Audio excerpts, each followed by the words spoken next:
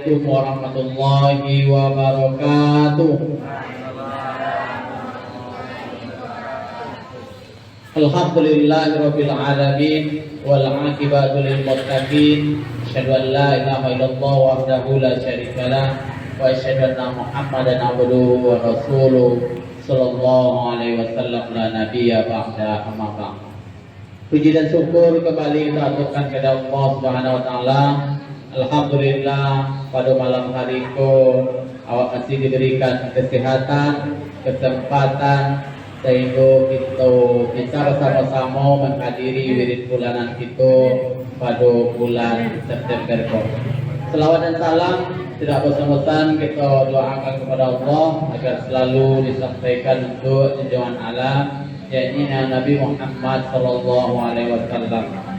Yang sama-sama kita hormati bapak-bapak orang tua kita, penasihat KTD, kemudian yang kami hormati Bapak Ketua KTD beserta seluruh jajaran pengurus, yang kami muliakan guru-guru kedua yang hadir pada malam hari ini, serta seluruh hadirin yang hadir yang kami muliakan.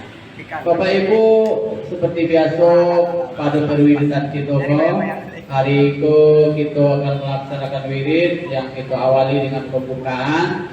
Selanjutnya kita dengarkan lantunan ayat suci Al-Quran yang akan dibacakan oleh Bundo Lis. Kepada Bundo kami persilakan.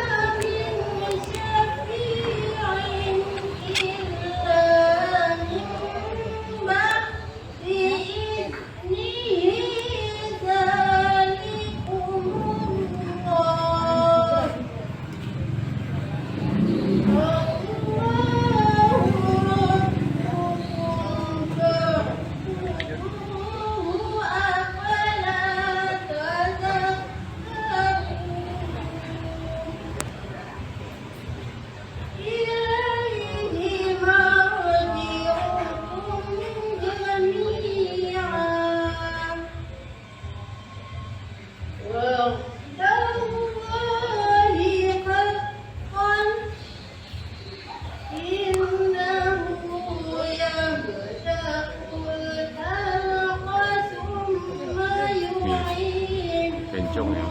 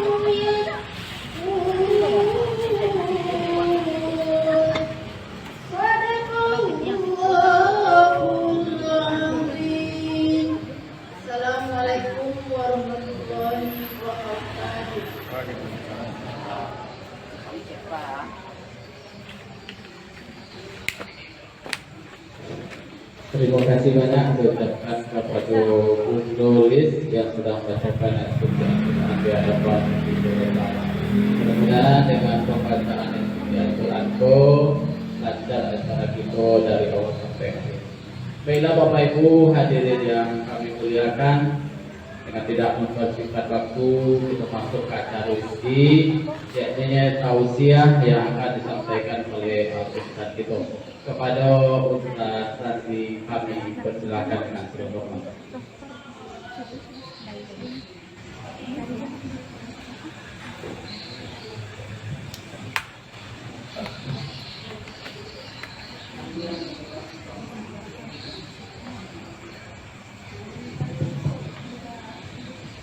Bismillahirrahmanirrahim.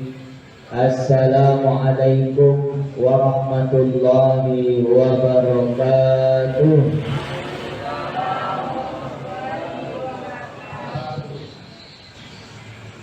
Anak rajo memakai tungkek dibuat dari kayu jati.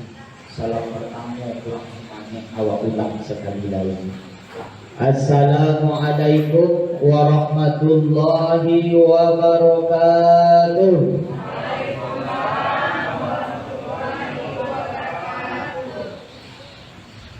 Alhamdulillah, alhamdulillahilladzi bi ni'mati tatimmu shalihat. Wassalatu wassalamu ala sayyidi sadat wa ala alihi wa sahbihi ahdil fadaili wal karamat. Asyhadu an la ilaha illallah wahdahu la syarika lah wa asyhadu anna Muhammadan abduhu wa rasuluhu la nabiyya ba'dah. Allahumma salli wa sallim ala sayyidina Muhammadin nabiyil ummi wa ala alihi wa sahbihi wa barik wa sallam. Rabbi sadri wa yassir li amri wa hlul 'uqdatam min lisani yafqahu qawli. Pertama-tama yang kami hormati para orang tua yang menjadi penasehat, pembimbing sekaligus pengarah dari Ikatan Keluarga Tanah Datar Kabupaten Rokahulu di Kecamatan Ujung Batu. Seterusnya yang kami hormati para nenek mama, orang tua cerdik pandai yang mungkin tak dapat kami sebutkan namanya satu persatu.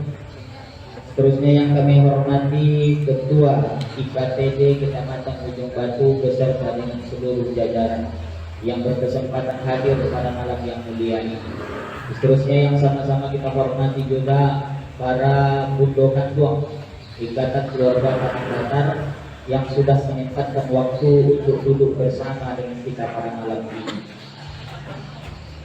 Dan lebih khususnya kaum muslimin dan kaum muslimat wal mukminin wal mukminat besar tadihi kau gelar kita disobek namo insyaallah kita sadonya dimuliakan Allah Subhanahu wa taala. Amin ya rabbal alamin. Bersyukur kita kepada Allah Subhanahu wa taala atas segala curahan dan limpahan nikmat dan taufik hidayahnya kepada kita semua, sehingga dengan adanya nikmat pemberian dari Allah Subhanahu wa taala telah mampu dan sanggup oleh kita untuk sama-sama hadir di rumah Allah di tempat yang mulia ini dalam rangka mentakorubkan diri dan bersilaturahim antar sesama kita yang barangkali kita tidak ada hubungan darah, barangkali kita tidak ada hubungan sanak saudara, tapi berada di perantauan ini, itulah yang menjadi ikatan ukhuwah bagi kita. Maka oleh karena itu, tidak ada kata yang paling indah yang kita ucapkan dari bibir kita dengan mengucapkan alhamdulillah. Karena sesuai kata Nabi sallallahu alaihi wasallam, kullu amalin zibalin walam yubda' bihamdillah. Setiap amal baik, perbuatan baik yang tidak diawali dengan mengucapkan nama Allah, bahwa apa, maka dia putus, tidak dapat jadi amal di sisi Allah Subhanahu wa taala. Ini acara ini baiknya luar biasa Bapak Ibu, bertemu dengan orang-orang soleh dan soleha, menjalin silaturahim dengan sesama, berada di tempat yang mulia. Maka ini adalah tempat yang baik, acara yang baik dengan orang-orang yang baik. Maka tak mungkin ini tidak akan menjadi ibadah di sisi Allah. Maka kita ucapkan tanda syukur dengan mengucapkan banyak-banyak, mengucapkan alhamdulillahirabbil alamin. Karena sesungguhnya kita manusia ini Bapak Ibu, Allah katakan dalam Al-Quran, wa in ta'udu ni'matallahi la tuhsuha. Kalau sekiranya kalian manusia menghendaki dan menginginkan untuk menghitung berapa jumlah nikmatku, kata Allah, maka yang pertama yang mesti dilakukan kita dalam kitab tafsir, apa yang pertama yang mesti dilakukan adalah mengumpulkan seluruh ranting-ranting kayu. Yang kedua, setelah ranting kayu terkumpul, maka kumpulkan semua daun yang ada di atas muka bumi Allah ini. Lalu yang ketiga, kumpulkan seluruh air, baik sungai maupun laut. Untuk apa? Untuk menghitung dan menulis berapa jumlah nikmat Allah yang sudah kita terima dari Allah. Maka tetap di ujung ayat dikatakan Allah Subhanahu wa taala, la tuhsuha, niscaya kita tak akan bisa. Walaupun itu mungkin Bu yang dijadikan seluruh ranting kayu, daun kayu, air laut, kita jadikan sebagai tinta, sebagai pulpen, daun sebagai kertas untuk menulis jumlah nikmat Allah. Tapi Allah tetap katakan dalam Al-Quran di ujung ayat itu, la tuhsuha, niscaya kita tidak akan bisa. Maka oleh karena itu, tugas kita sebagai hamba, tugas kita sebagai orang yang beriman, tugas kita sebagai orang yang soleh dan soleha, bukan untuk menghitung berapa jumlah nikmat Allah, bukan untuk menimbang berapa berat nikmat Allah, dan bukan untuk mengukur seberapa harga nikmat dari Allah Subhanahu wa taala. Tapi tugas kita manusia hanya disuruh Allah untuk bersyukur atas nikmat yang telah diberikan Allah. Ada 3 nikmat yang paling kodam, yang paling besar yang kita terima pada malam ini Bapak Ibu. Pertama, nikmat yang paling besar adalah nikmat sehat. Makanya kita kalau datang ke rumah sakit, baru ke dokter, konsultasi dengan psikiater, tetap orang itu katakan yang sehat itu mahal. Kenapa mahal? Karena kenapa kita menganggap sakit itu tidak menjadi nikmat yang besar? Karena kita sudah sedang sehat. Syukurlah kalau awak sedang sakit, maka ketika itulah Allah kita berikan di Allah Subhanahu wa taala. Ternyata nikmat sehat itu sangat berharga dari Allah. Maka boleh setelah pengajian itu Bapak Ibu boleh datang ke rumah sakit yang paling terdekat awal pros. Masuk ke awal pros sampai di pos satpam ditanya sama satpam, Bapak Ibu mau tengok siapa? Nah, jawab saja Bapak Ibu, satu dan sakit dalam hidupnya kalau datang ke dalam rumah sakit, tengok orang yang dirawat terbaring tiada daya dan upaya di atas tempat tidur. ada yang diinfus, ada yang dikasih oksigen dan lain sebagainya. Ketika mata kita menengok ke situ, di situ timbul di dalam hati, oh ternyata nikmat sehat itu sungguh luar biasa. Kalau bisa datang ke rumah sakit, datang masuk ke ruangan ICU yang ada tulisan di kaca ICU, bacanya ICU. I saya, si melihat, you kamu. Aku yang di luar bisa melihat kamu yang di dalam. Sementara yang di dalam, you don't see me, tak bisa melihat aku yang di luar. Kenapa yang di dalam ruangan itu tak bisa menengok awak yang di luar? Karena yang di dalam itu sedang kritis. Dipasang oksigen, dipasang infus, dipasang kabel segala macam. Lalu ada otak ketek di samping. Kau bunyi, aku bunyi tit. Kalau macam itu bunyinya Bapak Ibu, alhamdulillah masih ada harapan. Tapi kalau bunyi berubah, sempat berubah mirip dengan bunyi sirine buku puasa. Selesai lagi. Dipanggillah pihak keluarga oleh dokter, oleh pasien, oleh perawat. Bapak Ibu yang di dalam ruangan, silahkan diangkat pulang. Kenapa diangkat pulang? Apanya sehat? Tidak, karena Allah sudah panggil dia cabut nyawanya oleh Allah Subhanahu wa Ta'ala.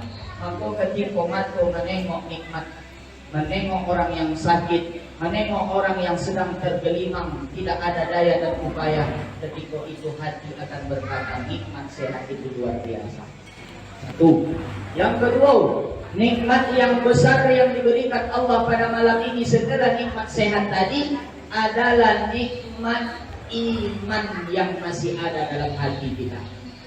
Makanya kalau nikmat iman yang sudah datang, kalau nikmat iman itu sudah diberikan Allah, maka hati akan merasa terpanggil untuk datang. Maka sejauh apapun rumah itu akan datang, sehujan-hujannya hari itu akan datang, karena iman yang sudah dipanggil Allah Subhanahu wa Ta'ala. Tapi kalau iman yang tak ada, maka semangat untuk datang tak pun ada. Jangankan kontak wiridnya jauh, mungkin wirid di sekolah rumah ini pun takkan datang. Karena apa? Karena iman yang tak ada di hati. Maka kita yang hadir di malam Bapak Ibu, itulah orang-orang yang imannya terpanggil untuk datang, untuk bersilaturahim. Karena Allah sudah kabarkan orang yang datang bersilaturahim, amin muslimaini, dua orang muslim berjumpa, wa yaltaqiyani, lalu bersalam tangan, berjabat tangan, wa yatasafa'ani, lalu saling memaafkan, ghafarallahu lahum ma taqaddama min dzambi, Allah ampunkan, Allah gugurkan dosa-dosa mereka berdua, malam tafarraqa, sebelum mereka berpisah. Jadi malam ini Bapak Ibu awak datang berjawe tangan saling memaafkan. Allah nawak bubar dari pengajian ini, Allah nawak bubar dari wirid ini Bapak Ibu. Allah sudah katakan, Allah sudah gugurkan dosa kita. Malam dia tafarraqa, sebelum kita berpisah dan kembali ke rumah masing-masing. Itu hebatnya pahala silaturahim. Lalu disambung lagi oleh Nabi Muhammad. Apa kata Nabi? Kata Nabi SAW, man ahabba wa yusatolahu fi rizki, siapa yang Allah ingin mudahkan rizkinya, wa yumsa'alahu fi asarihi, siapa yang ingin dipanjangkan Allah umurnya, yang dimurahkan rizki, dimudahkan rizki dan dipanjangkan umur. Dua ini kalau kita minta, syaratnya satu kata Nabi. Apa syaratnya? Al yasir rahimah, maka sambunglah silaturahim. Itu aku sekali berapa Pak? Seminggu? Sebulan? Sekali sebulan. Tak juga pernah datang. Ustaz kan lagi pengajian aja tak pernah datang. Ustaz kan tak pernah datang nampak. Ustaz kan mulai KTP itu aja. Ya, aku mulai KTP tapi nama tak pernah sampai. Ambo aslinya Bapak Ibu banyaknya tak tahu manfaat. Padahal gua anak cucu pemerintah ini juga ada teror. Ambo asli orang Rau-Rau, Kampung Baru Bapak Ibu. Jadi kalau wirid ambo dua berarti ikrar Pak ya. Ikrar dia, ikat dia. Ikrar pun aku jarang datang. Karena aku karena kesibukan Bapak Ibu. Jadi aku di ujung batu mulai dari tahun 2000 sampai balik. 2000 sampai balik nama pesantren langsung ke ujung batu, ikut jadi Jawa Singkek. Tahun 2003 balik mulai balik mengakuk ke Raja Lamun. Sebelum itu sempat libur atau bergerak di bidang dakwah. Aku tak pernah jadi khotib, tak pernah ceramah, tapi permintaan keluarga dengan anak saudara dan kawan-kawan untuk kembali ke jalur dakwah. Alhamdulillah, aku mulai menjalani jalur dakwah ini tahun 2017. Di tahun 2007, sebelum 2007 balik itu aku berdakwah hidupnya di ujung batu saja Bapak Ibu. Sebelum itu pun aku masih aktif tapi di luar. Bahkan tak salah tahun 2000 anak balik bulan 8 waktu itu Maulid Nabi aku sempat diundang sampai ke Wansing, Buatan Sunimi. Karena aku masih aktif di luar. Cuman di ujung batu aku agak malih ataupun ragu. Karena aku tengok banyak ustaznya yang hebat-hebat. Nah tahun 2007 balik bergelut sampai akhir ini banyak ada orang yang kenal, ada orang yang tahu Jawa, diundang kemana-mana. Nah, jadi sampai hari ini sibuk saja dengan berdakwah dan ambil salah satu Ustaz di ujung batu yang bergabung di Darul Makmurat Masjid Indonesia. Jadi Ustaz di ujung batu itu ada organisasinya. Aku ikut situ satu, jabatan aku sebagai ketua koordinasi masjid-masjid di Kabupaten Bekasi. Nah, jadi kerja sehari-hari sebagai kepala sekolah di pondok pesantren Tuan Muda Umi Korobak Desa Bukit Daharan. Ambo punya kawan sama amat di pesantren, kebetulan ayahnya mursyid dulu di Kabut. Kalau orang tahu Buya Siri, anaknya yang paling tua satu angkatan dengan Ambo, dan kami sepakat karena ada lahan sepetek, ada modal keluarga sepetek, kami buka pesantren tahun 2021. Jadi orang musim Covid kami sibuk dengan pesantren. Alhamdulillah sudah berjalan hampir 4 tahun dengan tahun ini. Alhamdulillah santrinya sudah kurang lebih 64 orang. Kalian jauh satu Jawa alamatnya kurang Labuh Basilah. Ada yang masuk ini. Alhamdulillah. Jadi itu Bu, Bapak Ibu yang dimuliakan Allah Subhanahu wa taala. Maka bersilaturahim ini akan sesuai janji Rasulullah. Yang pertama, Allah akan berikan rezeki yang melimpah dari arah yang tidak disangka. Yang kedua, Allah panjangkan umurnya. Kenapa? Karena dia menjaga silaturahim. Dan yang terakhir, nikmat yang paling besar ini adalah nikmat hidup. Masih ada nyawa bernapas, masih hidup sampai ini, itu adalah nikmat pemberian dari Allah Subhanahu wa taala. Tiga nikmat orang tadi. Kalaulah hilang cie salah satu di diri awak yang tiga tadi, aku jamin kita tak akan bisa hadir. Ada orang kadang sehat badannya, sudah itu imannya ada, artinya ingin rasanya datang, tapi syarat yang ketiga tadi melalui garu. Jadi tak boleh syarat kok datang no, hanya tunggu awak pulang. Yang ada itu orang kadang ibu masih sehat badan, tapi iman tak ada. Aduhlah alasan untuk tak datang. Maka ini adalah orang-orang yang tidak berkumpul tidak nikmat pada dirinya. Maka kita yang hadir malam ini, Bapak Ibu besar Kodang Kocik, sadonya datang, itu semua adalah nikmat Allah yang tidak berkumpul pada dirinya. Maka banyak bersyukur dengan mengucapkan Alhamdulillah ya Rabbil Alamin. Berselawat kita kepada junjungan alam Nabi besar kita Muhammad Sallallahu Alaihi Wasallam. Akhirul Anbiya wa Imam Rasul akhrajat nas minaz zulumati ila nur. Dia adalah akhir dari sekalian nabi. Yang kedua, dia adalah pemimpin dari seluruh rasul. Yang ketiga, akhrajat nas minaz zulumati ila nur. Dia itu seperti secercah cahaya penyuluh di tengah gelap malam. Kalaulah tak ada Nabi Muhammad Bapak Ibu, aku jamin kurang IKTD sampai ini tak tahu Tuhan yang sabarnya. Arab itu dulu Bu, sebelum Nabi Muhammad itu diutus, 3 Tuhan orang Arab Bu. Batu, lembu, pokok kayu. Itu Tuhan orang itu. Batu, lembu, pokok kayu. Ada sebagian yang menyembah. Jadi dengan adanya Nabi Muhammad SAW, Lalu dia sempurnakan akhlak manusia.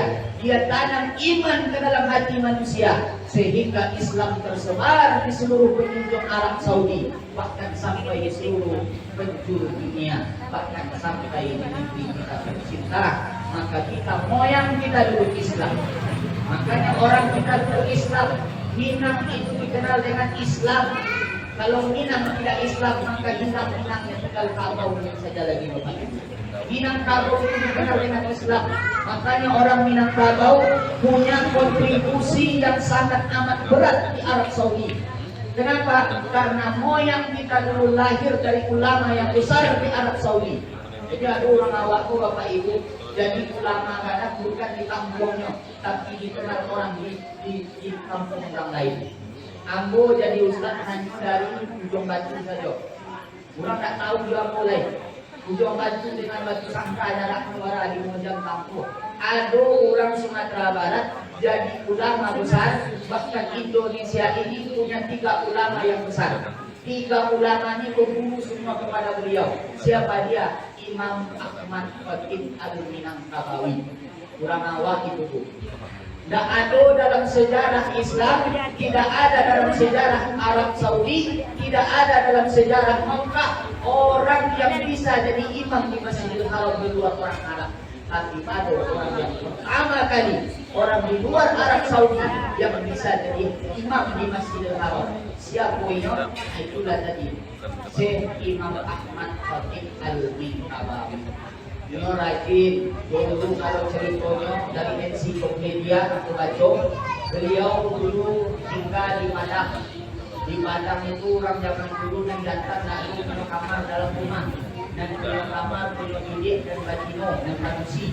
Jadi beliau kadang di surau, balik sekolah di surau, siang di surau, sembahyang di surau, mengaji di surau, sampai malam menjalan kalau beliau waraja masjid di surau.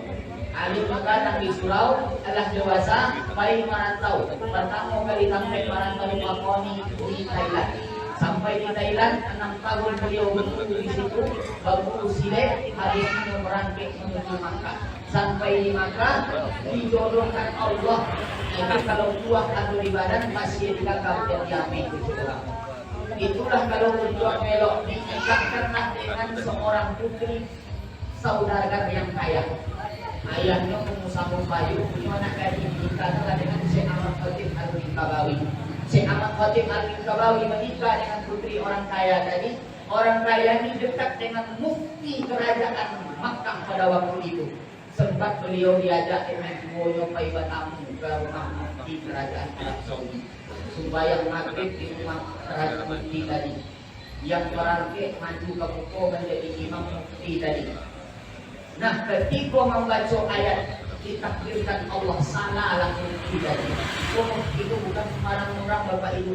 Mufti itu kalau di bawah kawat ini menteri agama. Menteri agama tak salah baca ayat diuruin Syekh Imam Khatib Al-Minangkabawi dari belakang. Terpukau beliau dengan ilmu Syekh Ahmad Khatib Al-Minangkabawi, lalu diangkatlah Syekh Ahmad Khatib menjadi imam di Masjidil Haram pada masa itu. Beliau banyak punya murid dari seluruh penjuru dunia dan yang paling banyak ulama-ulama dari Nusantara. Masuklah salah satu yang menjadi imam Kiai Haji Ahmad Dahlan.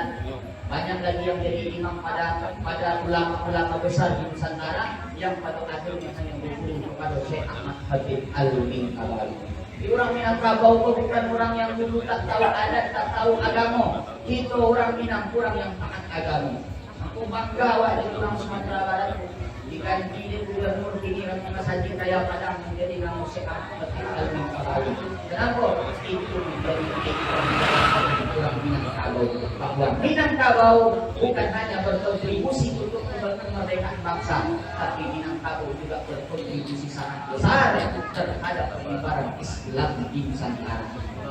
Bapak Ibu yang dimuliakan Allah Subhanahu wa taala, maka oleh karena itu kita cinta dan sayang kepada beliau Nabi Muhammad sallallahu alaihi wasallam. Maka banyak-banyak kita ucapkan sholawat dengan ucapan Allahumma sholli ala sayyidina Muhammad wa ala ali sayyidina Muhammad. Bapak Ibu yang dimuliakan Allah Subhanahu wa taala, malam ini ambo pertama dulu minta mohon sahabat belakang kita sebanyak-banyak kepada kita wajib. Bapak Ibu duduk di bawah duduk yatim. Duduk yatim bukan berarti atau berarti kepada di bawah kurang dari duduk yatim. Engkau sebelum jalan kalau sampah kembali ke kalau yang bermoho dan berdoa ayat berdoa ini dan masih diminta untuk menyampaikan sedikit pengajian.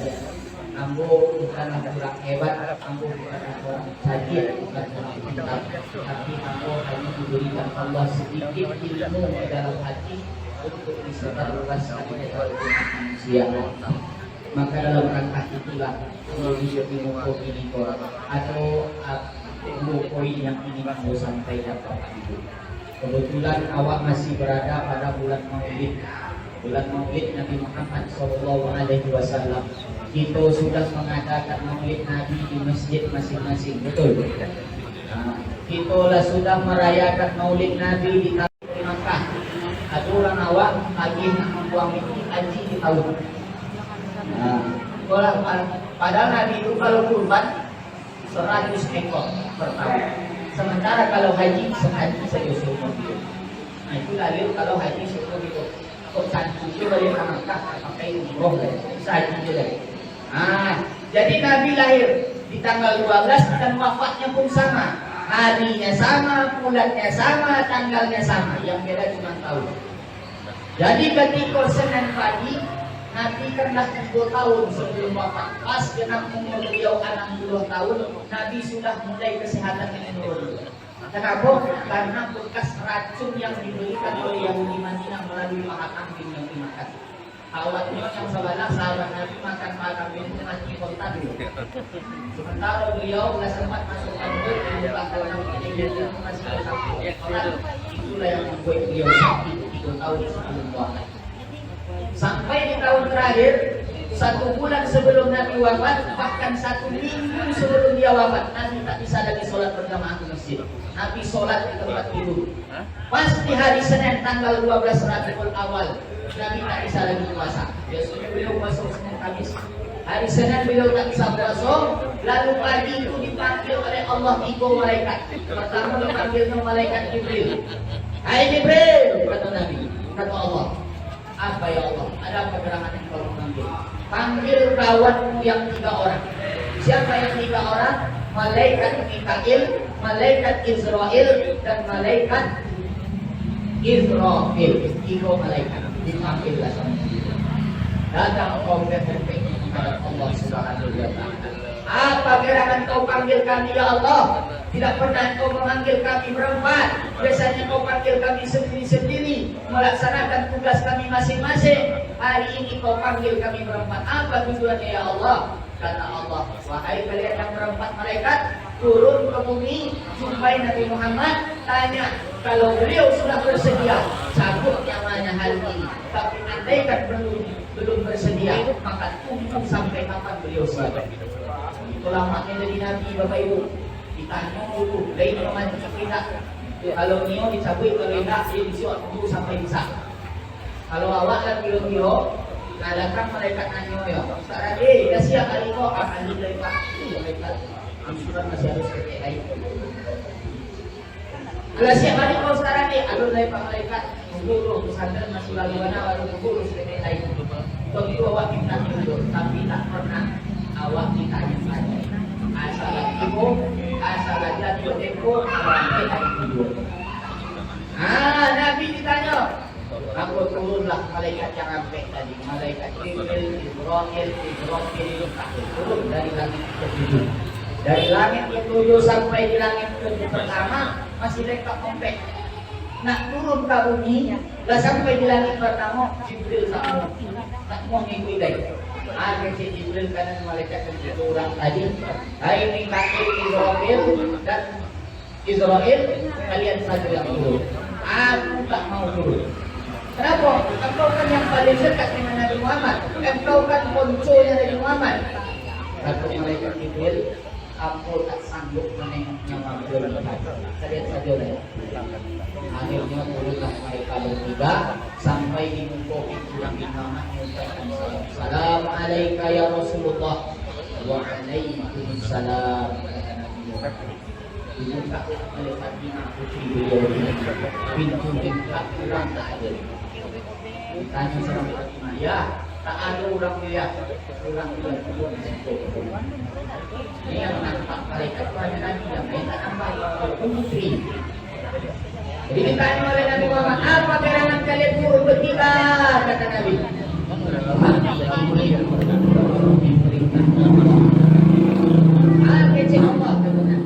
Kalau Allah suruh tanya ke engkau, kalau engkau siap dan bersedia dicabut nyawanya hari ini, maka aku malaikat Israel siap melaksanakan tugas.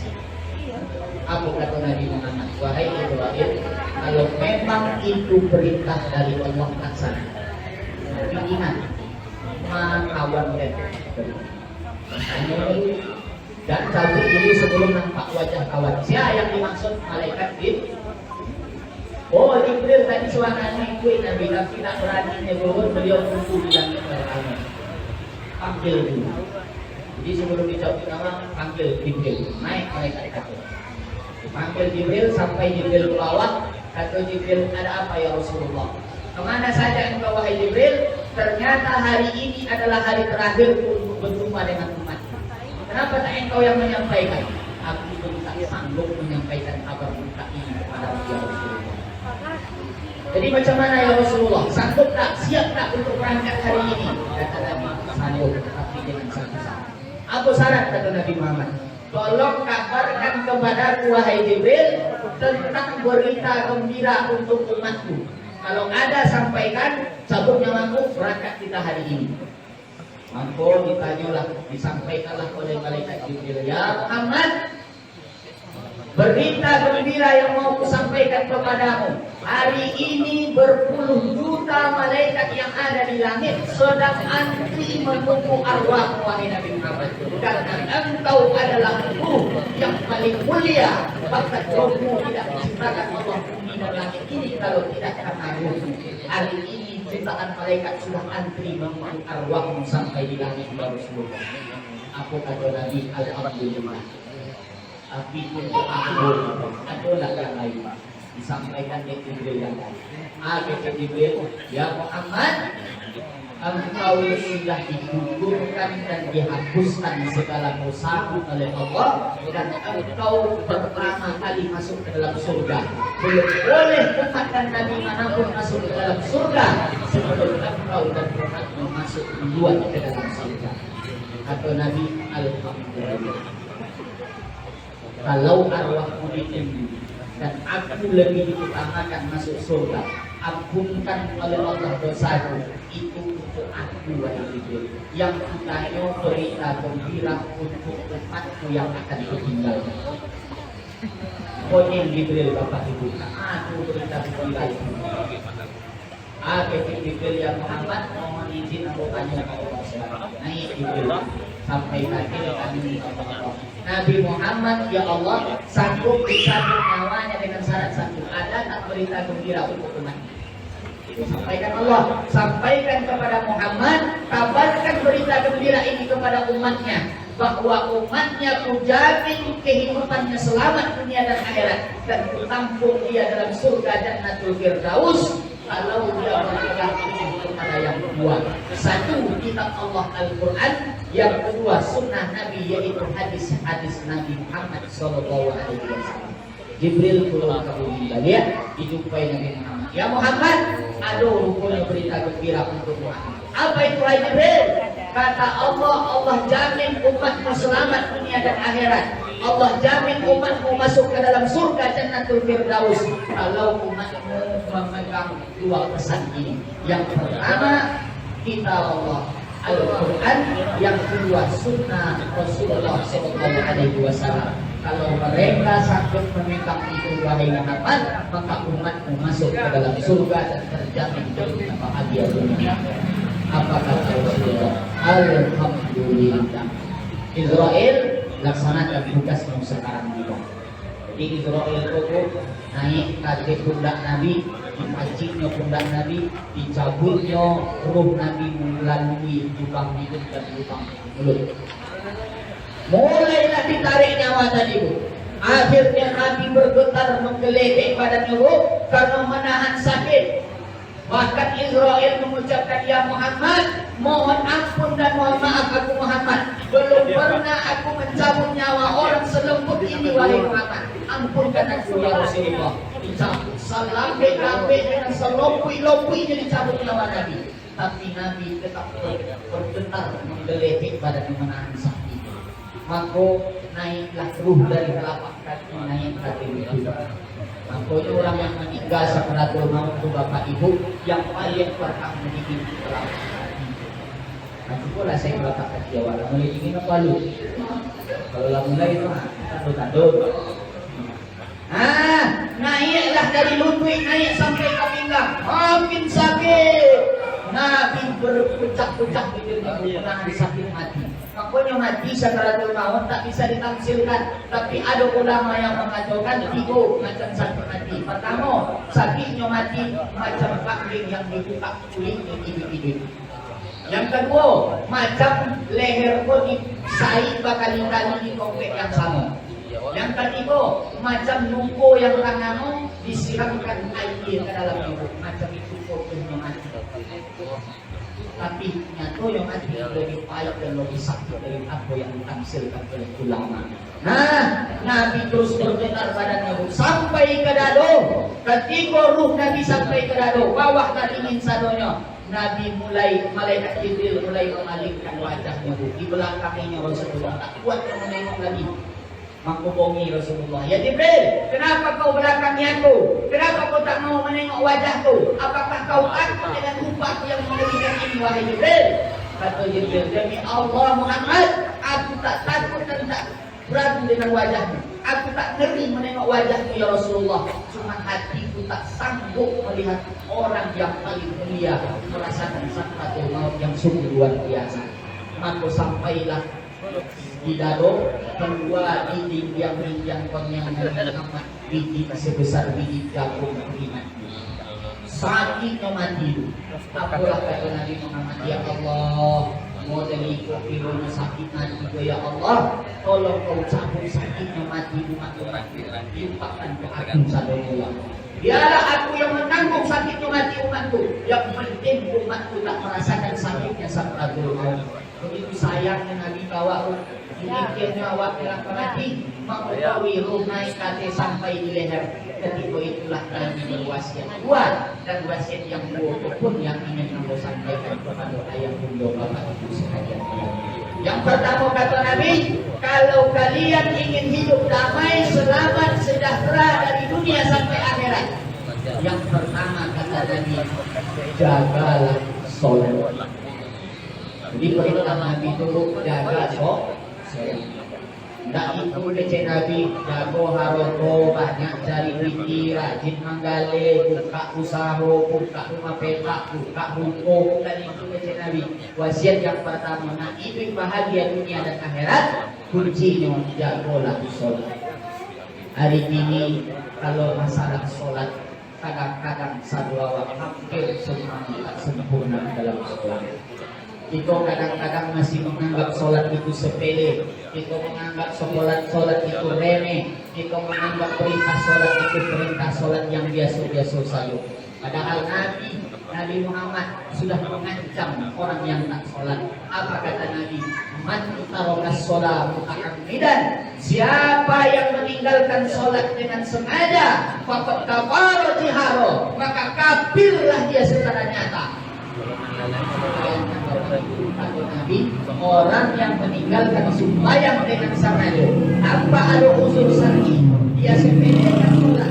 Orang azan dia tetap main di badai, orang azan dia tetap menggalih di pasar. Ini kata Nabi, faqad kafara jiharo, maka kafir dia secara nyata. Artinya keluar dari Islam. Orang yang murtad, kalau beliau wafat, kalau beliau meninggal dunia, maka umat Islam yang ada di daerah awak terbebaskan dari fardu kifayah. Jadi kalau tak dilaksanakan fardu kifayah, tak dosa. Karena yang meninggal bukan orang Islam, tapi orang murtad. Nah, perlu kita memandikan beliau, tak perlu kita mengkafankan beliau, tak perlu kita menyolatkan jenazah beliau. Terakhir tak perlu dikuburan. Jadi kalau dari kubur baca Robo Ustaz, baca pasar aja tuh langsung dirokan. Kenapa? Karena bukan muslim. Yang muslim baru dimandikan, dikafankan, disolatkan, dikuburkan. Terakhir ditalkinkan, dibacakan Yasin. Hari 2 pertama, kedua, ketiga baca Yasin. Hari ketujuh doa. Itu kalau orang muslim. Kalau orang Islam. Tapi kalau orang yang murtad, tak perlu untuk melaksanakan fardu kifayah. Ini ancaman bagi orang yang tak sembahyang. Kita anggap sembahyang perintah yang biasa-biasa saja. Padahal Al-Quran Allah sudah jelaskan as-salatu imadud. Apalah ayatnya? Solat itu tiang agama. Ruko masih tagak badi di koko bapak ibu kan mengadu tiang. Itu tiang negara. Sempatlah tumbang tiang bobo, tak ada tiang penyebab yang hilang roboh itu pengawal. Kalau orang yang Islam tak pernah sembahyang, yang roboh bukan rumahnya, yang roboh bukan usahanya, yang roboh bukan rumah petaknya, yang roboh bukan rukonya, tapi yang hancur roboh itu adalah agamanya. Sementara kata Nabi, kata Allah Subhanahu wa taala, "Inna dina indallahil Islam." Tidak ada agama yang selamat di akhirat kelak kecuali agama Islam. Sementara orang yang tak sholat sudah keluar dari Islam. Pokoknya kunci daripada hidup selamat dunia wal akhirat kata Nabi, kalau ingin kalian jaga sholat ini, maka Allah akan jaga rezeki kita, Allah jaga kehidupan kita, Allah jaga kita dari mara bahaya, Allah jaga kita dari segala bisikan syaitan laknat Allah. Pokoknya kalau nak itu bisa duit, itu bisa tentang, itu bisa damai, rezeki barokah, anak barokah, keluarga bahagia. Caranya jago sholat awam siapa. Kami untuk kampung dari dunia kami nasihat pelati kalau sempat lagi kita supaya iya. Tapi pakai etika, pakai sarung. Apa caranya? Walaupun ibu rajin puasa Senin Kamis, walaupun butuh kandung rajin zakat infak sedekah, walaupun butuh kandung rajin sembahyang ke masjid, tapi bohong lagi tak ada Walaupun ibu mencari serutuh, ingat kunci serutuh ada di laki-laki. Jadi jangan melawan lagi. Bagi nasihat beliau Pak Ustaz beliau mainan. Anggonya mainan orang sembahyang. Anakmu, istrimu, keluarga dari api neraka. Kalau ingin hidup selamat, jaga supaya sekeluarga yang kedua nasihati keluarga awak. Jagonya dari perbuatan setan, jagonya dari langkah-langkah setan yang mengantarkan kita ke dalam neraka Allah Subhanahu wa taala. Bijuma awak sembahyang 5 waktu, kalau anak gaji awak masih berkeliaran tak pakai jilbab. Percuma awak naik haji umroh anakmu, istrimu, keluarga dari api neraka. Kalau ingin hidup selamat, jaga supaya sekeluarga yang kedua nasihati keluarga awak. Jagonya dari perbuatan setan, jagonya dari langkah-langkah setan yang mengantarkan kita ke dalam neraka Allah Subhanahu wa taala. Bijuma awak sembahyang 5 waktu, kalau anak gaji awak masih berkeliaran tak pakai jilbab. Percuma awak naik haji umroh